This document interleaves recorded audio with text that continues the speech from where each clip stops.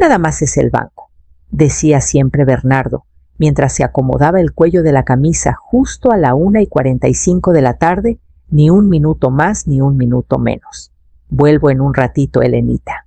Me daba un beso en la frente, agarraba su morralito de cuero café y salía como si tuviera un reloj suizo en la sangre. Al principio, ni bola le paraba. Era contador, no ir al banco era lo más normal del mundo. Pero pasaron 5 años, luego 10, luego 20. Y ya ni me fijaba. Se volvió parte del paisaje de la casa, como el relojito encima de la estufa, o el crujido del pasillo cuando pisas la tercera tabla. Cuando se murió de repente sin avisar, el corazón le dijo basta en su escritorio. Sentí que el piso se me iba. Sin despedida, sin una última mirada. Solo la llamada del jefe y el camino calladito al hospital donde ya lo tenían, en una camilla oliendo a cloro y a piso recién trapeado. Firmé los papeles con una mano que no parecía mía. El velorio fue bonito, ordenadito, como a él le hubiera gustado. Me puse el abrigo gris de lana que tanto le encantaba, el que decía que me hacía ver seria y elegante. Vinieron los amigos.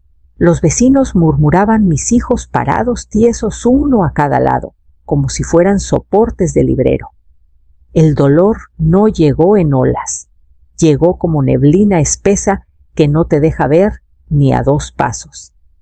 Me movía despacito, los días siguientes contestaba el teléfono, ordenaba las tarjetitas de pésame, guardaba las cazuelas que sobraron como si eso importara. Y entonces llegó la carta. Sobre blanco, letras negras.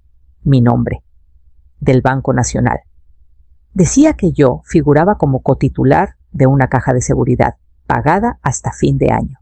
La leí una vez, 2, 3. Yo nunca había oído hablar de ninguna caja. Llamé. Una voz de mujer amable, pero de manual. Sí, señora. Caja 311. Abierta en 1982. Su esposo la mantuvo al día todos los años. Usted aparece como cotitular. ¿Le vendría bien el jueves a las 10 para abrirla? Dije que sí. Y ahí me quedé con el teléfono en la mano y el corazón queriendo salírseme por la boca. Bernardo había guardado algo bajo llave durante 40 años. Y lo que fuera, me estaba esperando en un sótano de metal debajo del banco, al que había pasado de largo miles de veces sin siquiera voltear a ver. El lobby del banco estaba demasiado iluminado de esa luz fría que te hace sentir más sola. Una gerente con saco planchado me recibió con sonrisa de comercial y me llevó por un pasillo alfombrado donde todo brillaba. Llegamos a una puerta de bóveda que parecía de película del oeste. Giró 2 llaves, la de ella y la mía, y me señaló una salita con mesa de acero y 2 sillas. Tómese el tiempo que necesite, dijo. La caja 311 pesaba más de lo que parecía. Metal contra metal. La abrí esperando algo chiquito, algo íntimo, un reloj, una carta, un anillo, algo que oliera a humano. Lo que había eran carpetas, docenas, con la letra perfecta de contador de Bernardo. La primera decía inversiones activas. La abrí, página tras página de números estados de cuenta, cronogramas, pérdidas, acciones de a centavo, negocios que se fueron al carajo, startups que nunca despegaron. Pasé las hojas rápido sin entender todo, pero el rojo gritaba. Había perdido lana, mucha, y esas cuentas no eran nuestras, eran solo de él. La segunda carpeta me pegó más duro préstamos hipotecarios. Leí y encontré lo que no quería ver. 3 créditos, los 3 contra la casa, los 3 firmados por él. Los totales me revolvieron el estómago. 5.800.000 pesos. Me tuve que agarrar de la mesa. La tercera carpeta, aunque igual de liviana, me cayó como plomo. Decía crédito, mis iniciales. Adentro copias de 15 tarjetas de crédito, todas reventadas, todas abiertas a mi nombre, las firmas. Casi no pude mirar, pero estaban ahí, las había practicado, me había falsificado, se me fue el aire. Me deslicé de la silla hasta quedar sentada en el piso espalda contra la pared fría. 15 tarjetas, casi 2 millones de pesos. Siempre creí que el dolor de perderlo sería como ahogarse. Pero esto era peor. Esto era que te enterraran viva debajo de papeles tinta y la letra del hombre que amaste. En medio del silencio, entendí que todavía no había tocado fondo. En el fondo de la caja había un sobre. Mi nombre con la letra inconfundible de Bernardo. Esos bucles perfectos. Saqué el sobre temblando el metal helado debajo de las manos. Me senté el corazón golpeándome las costillas como si quisiera escapar y rompí el sello despacio. Una sola hoja color crema. Las palabras se desplegaron como una confesión que nunca pedí, pero que en el fondo ya esperaba. Elenita empezaba. Si estás leyendo esto es porque ya me fui. Admitía toda la inversión fallida que escondió años, los negocios riesgosos que me juró que estaban blindados, el plan que pensó que nos salvaría a los dos. Pero su plan se le fue de las manos, se hizo bola de nieve. Créditos contra la casa, tarjetas a mi nombre, cuentas vaciadas y ocultas. Cada martes al banco había sido un intento desesperado por tapar el hoyo con otro hoyo, y cada paso nos hundió más a los dos.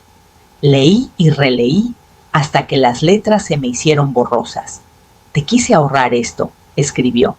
Ahorrarme, pensé con amargura, mirando las pilas de carpetas, la prueba viva de la traición. No me había ahorrado nada.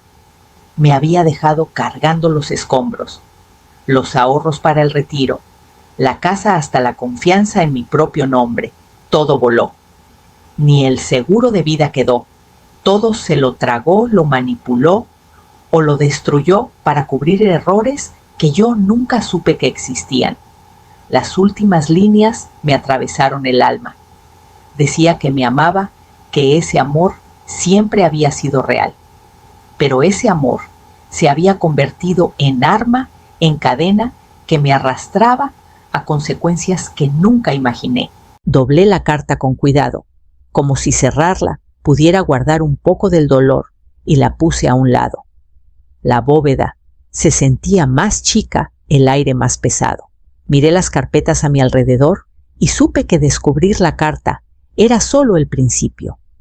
Ahora me tocaba moverme, o todo seguiría derrumbándose encima de mí. Junté las carpetas, las abracé como si fueran salvavidas y me puse de pie. Mañana empezaría a enfrentar el mundo fuera de esta bóveda y el trabajo lento de desentrañar todo lo que Bernardo escondió. El despacho olía a café recién hecho y madera lustrada. Jennifer Morales estaba detrás de su escritorio, manos cruzadas, mirada filosa pero serena. Me hundí en la silla de enfrente, abrazando las carpetas como escudo. No perdió tiempo. Señora Sotomayor, he visto casos así antes, dijo con voz firme. Abuso financiero conyugal, robo de identidad, fraude. Pero pocas veces tan calculado, tan bien escondido durante décadas. Hizo una pausa y me miró directo a los ojos. Esto no fue un error, fue sistemático y tiene consecuencias legales, incluso después de muerto. Sentí el peso de sus palabras. Hasta muerto Bernardo me había dejado una trampa perfecta. Cada martes, cada registro impecable, cada firma falsificada, ahora tenía vida propia. Me di cuenta de lo poco que lo había cuestionado, de lo ciega que había estado por confiar. Jennifer deslizó una carpeta hacia mí. Estos son los pasos. Presentamos demandas, peleamos por la casa, impugnamos el daño crediticio, recuperamos lo que legalmente es suyo. No va a ser fácil ni rápido, pero se puede. Asentí con la garganta cerrada. Me alargó una pluma. Firme aquí para darme poder total. Podemos arrancar hoy mismo. Mi mano no tembló al firmar, no porque no tuviera miedo. El corazón me seguía latiendo como loco, sino porque por primera vez desde que abrí la caja sentía que recuperaba algo mío. No solo la casa, no solo las cuentas recuperaba mi voz, mi lugar en una vida que me habían robado pedacito a pedacito. Jennifer me miró fijo. Va a ser duro. Te van a poner 1000 trabas. Pero ya sobreviviste a la verdad más pesada. Puedes sobrevivir al resto. Doblé los papeles firmados y los guardé. La pelea ya no era una idea, era real. Había dado el primer paso fuera de la sombra y ya no había vuelta atrás. El celular vibró en la mesa de la cocina. El nombre de Emilia iluminó la pantalla. Respiré hondo antes de contestar, preparándome para lo que sabía que venía. Mamá, eso que cuentas no suena a mi papá. Traté de mantener la calma. Emi, te estoy diciendo la verdad. Mira los expedientes, la carta, las cuentas. Todo está en la caja de seguridad. Falsificó firmas en tarjetas. Sacó créditos contra la casa. Yo nunca firmé nada de eso. Silencio largo del otro lado. Tan largo que creí que había colgado. Luego habló bajito y cortante a la vez. Mamá, estás confundida. ¿Segura que lo estás viendo bien? Y colgó.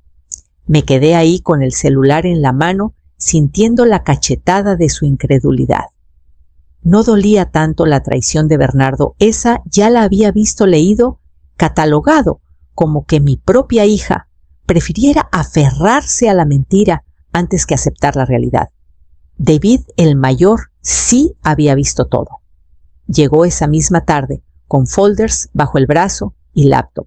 Juntos desplegamos los papeles sobre la mesa del comedor. Él hacía hojas de cálculo, sumaba deudas, resaltaba irregularidades, armaba listas de bancos y acreedores. Era metódico, sereno. Su presencia me reconfortaba, pero también me recordaba la ausencia de Emilia. Que ella no quisiera creer me dolía más que el fraude mismo. Entendí entonces que el duelo es distinto para cada quien. Algunos se esconden en la negación, algunos atacan a quien tiene el valor de mirar de frente. Y supe que recuperar la verdad iba a ser más difícil, que pelear con los números significaba enfrentarme a los que más quería y que no querían ver lo que yo ya no podía dejar de ver. Trabajamos hasta pasada la medianoche, archivando, anotando, preparando la guerra que venía. Y cuando el reloj marcó las 12, supe que los siguientes pasos iban a pedir más que papeles, iban a pedir huevos. Yo no tenía planeado volver a trabajar. El retiro había sido tranquilo, predecible, seguro. Mañanas leyendo en el cuartito del sol, tardes cuidando el jardincito que tanto quería Bernardo, noches con David o con Emilia cuando se dejaban caer. Pero después de descubrir todas esas rutinas que antes me daban paz, ahora se sentían huecas, casi burlonas. La librería estaba cerquita en el centro, entre un café y papelería.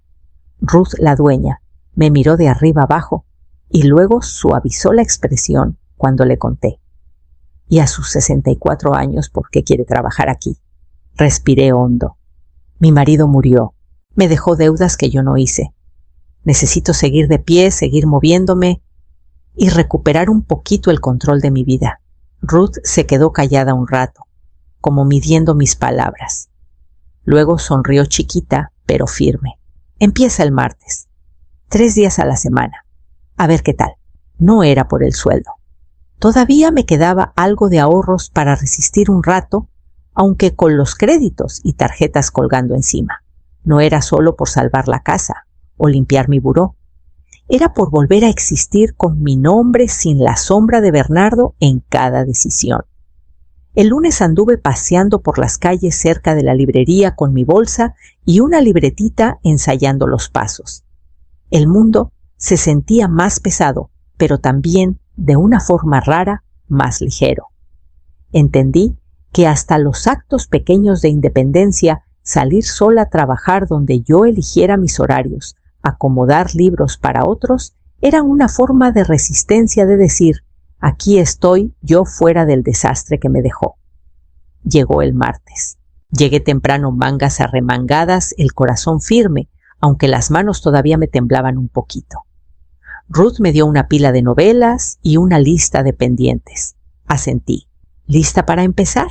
Mientras quitaba polvo a los estantes y ordenaba títulos, empezó a entrarme poco a poco una sensación de propósito. Las cajas de libros, el olor a papel y tinta, el ritmo suave de un día reconstruido. Era algo que podía tocar. Y aún así, las carpetas de la caja de seguridad y la letra cuidadosa de Bernardo seguían esperándome en casa, recordándome que el verdadero trabajo no había terminado. El juzgado olía a madera lustrador de madera y abrigos mojados. Lloviznaba fuerte cuando David y yo subimos las escaleras, los papeles bien agarrados. Emilia no vino.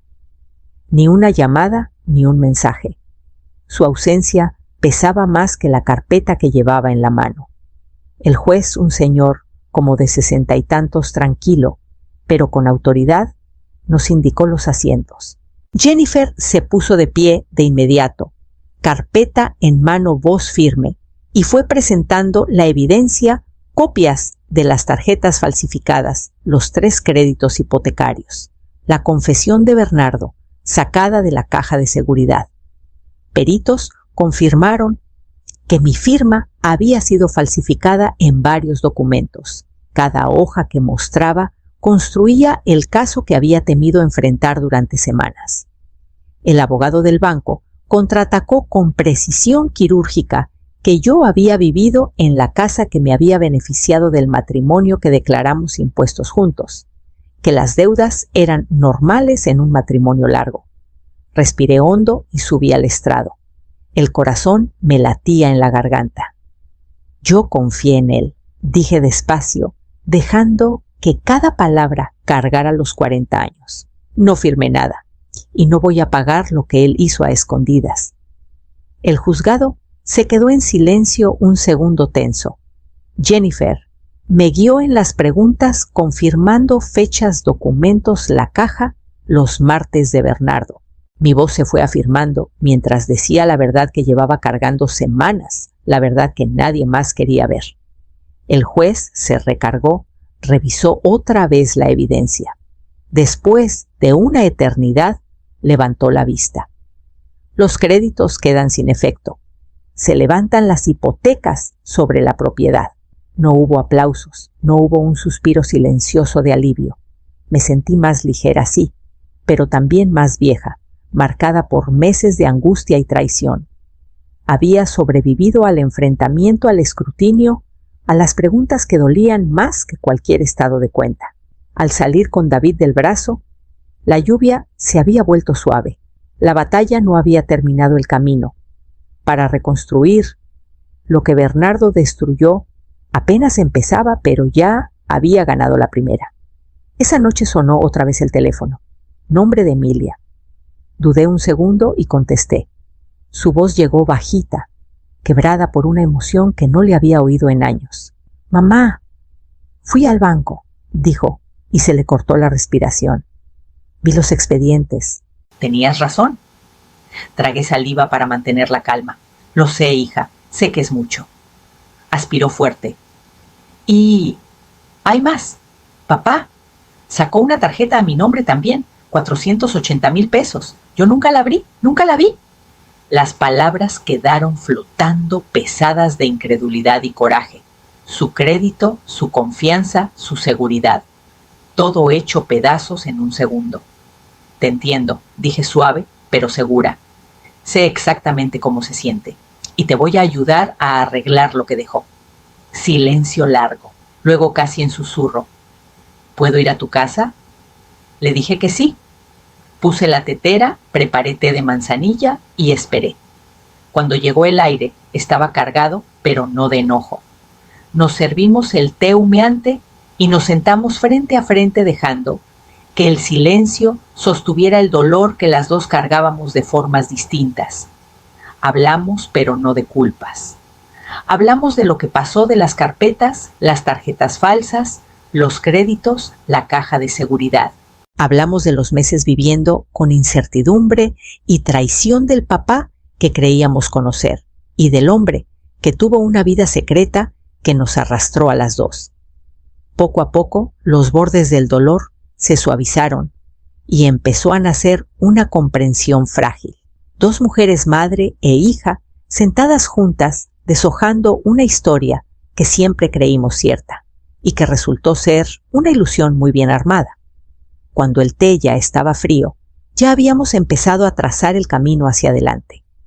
Emilia veía a los patrones los errores, las decisiones escondidas de su padre. Y también me veía a mí, no solo como víctima, sino como la mujer que se estaba levantando para recuperar lo que quedaba. Y en esa cocina callada, entendí que aunque el papá que ella conocía ya no existía entre nosotras, podía nacer algo nuevo, hecho de verdad y de fuerza compartida. La librería, antes silenciosa y ordenada, empezó a vibrar con otra energía. Llegaban mujeres por la puerta al principio tímidas, abrazando folders sobres o solo el peso de su historia. Se había corrido la voz de que yo había sobrevivido a una traición que pocas imaginan y seguía de pie. Venían buscando orientación, pero sobre todo un testigo, alguien que viera lo que ellas veían y no lo minimizara. Empezamos a reunirnos una vez al mes en el cuartito del fondo. Sillas en círculo, mesita con té y agua en el centro. Al principio éramos 3. Yo escuchaba, preguntaba. Ayudaba a desenredar pruebas de engaño, control y manipulación. Poco a poco llegaron más. Algunas llevaban años calladas. Otras apenas empezaban a notar los patrones.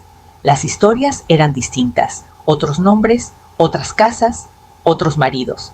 Pero el plano era el mismo control, disfrazado de cariño secreto, disfrazado de protección. Amor escondido detrás de candados y mentiras. Yo no las salvaba. No podía. Lo que sí podía era caminar a su lado. Revisábamos documentos juntas, planeábamos cómo recuperar autonomía, contactábamos abogados cuando hacía falta, nos ayudábamos a sortear burocracias que solas parecían imposibles. El cuarto se volvió lugar donde se podía decir la verdad sin que te juzgaran, donde el peso del engaño se repartía y se aligeraba un poquito con cada historia contada. A veces una recién llegada se congelaba sin saber por dónde empezar. Yo empezaba por la mía directa, sin drama, sin lástima. Les contaba de Bernardo las carpetas, la carta, los créditos, las tarjetas. Les contaba del juicio de la incredulidad, el trabajo lento de reconstruir. Y al compartir, me daba cuenta de que el círculo era también terapia. El dolor se volvía acción. El miedo se enfrentaba en comunidad. Con cada reunión, el grupo crecía. Ya no estaba sola, enfrentando las consecuencias de una vida construida sobre secretos. Y cuando cerraba la librería de noche, acomodaba las sillas y apilaba folders, sabía que el trabajo ya no era solo sanar el pasado, era construir juntas un futuro distinto.